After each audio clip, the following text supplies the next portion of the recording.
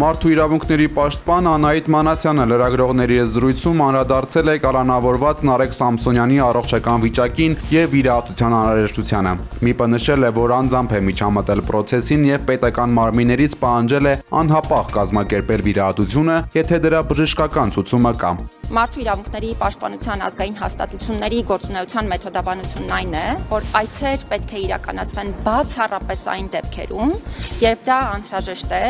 ՄԻՊ-ի լիազորություններին վերաբերելի տեղեկատվություն ձեռք բերելու համար։ Մանասյանը պարզաբանել է նաև, թե ինչու անձամբ չի այցելել հացադուլ հայտարարած Սամսոնյանին, նշելով, որ Հայաստանում տարեկան հարյուրավոր հացադուլի դեպքեր են գրանցվում եւ աշխատակազմն առաջնորդվում է հատուկ մեթոդաբանությամբ։ Ըստ պաշտպանի, իրենք մշտական կապի մեջ են քրեակատարողական հիմնարկի հետ եւ հետեւում են, որպիսի պետությունը կատարի իր բժշկական եւ սոցիալ-հոգեբանական պարտավորությունները հացադուլավորի նկատմամբ։